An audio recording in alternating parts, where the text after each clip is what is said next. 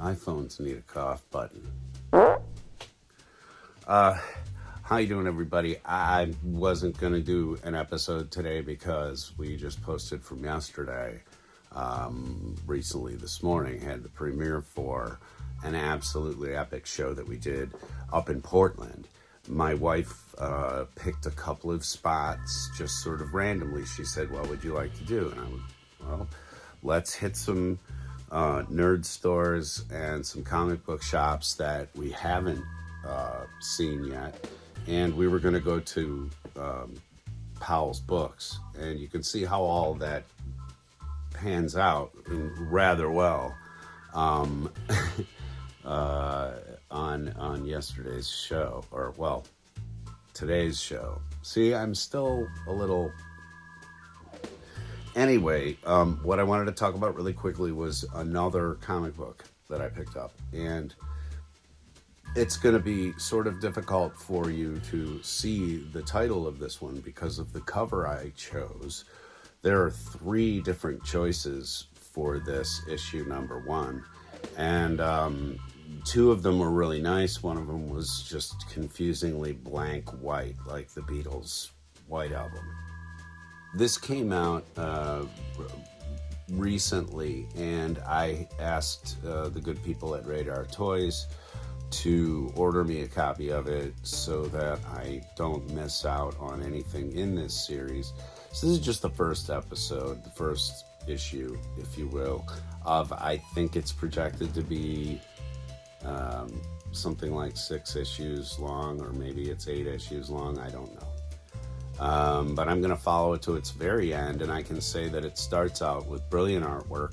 It starts out with really good writing, but I am also going to say that it begins with a tremendous amount of soap opera. It's,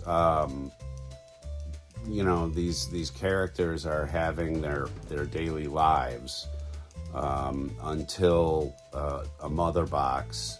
And if you're not aware of what a mother box is in the DC world, it's sort of like an infinity stone, if you're familiar with Marvel. They're super powerful.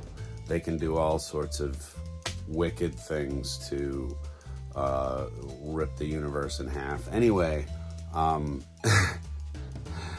this starts off with some members of the League of Doom not getting along very well, and talking about why the Justice League always kicks their butt. And then all of a sudden, by the very end of it, you're sort of starting to get into the collaboration of these monsters and stuff here. Justice League versus Godzilla versus Kong. Okay? Can you read that now? And again, this cover is brilliant. I love it. It is really, really, really gorgeous. And I am hoping that this is something that I can at some point recommend. But because of the 2 properties involved, you're going to have people that are going to soak these up pretty quickly. Kind of like what happened to me when I was picking up the Power Rangers. So if you don't go out there and hunt this down or order it through your local comic book shop, you may miss out on at least a cover price issue. Then again, who knows? Maybe it'll stink and there'll be issues glutting the boxes. I don't know. It's hard to say right now, but I can tell you that the writing is strong. The banter between Flash and Green Lantern is sort of one of my barometers of whether or not something is going to be any good with Justice League. And thankfully, that's, like I said, the writing is strong. Okay. So anyway, this is cover price here was $6. Okay. So yeah, maybe it's a steep get in, and maybe you're going to want to pick this up in the trade paperback that'll be available inevitably later on. But if you are into Godzilla, if you are into King Kong, and you're into Justice League the way I am, then you're going to want to pick this up. Come on. King Kong and Grodd. Yeah. King Kong and Grodd. Say no more. Or as Stan Lee used to say, "Nuff said."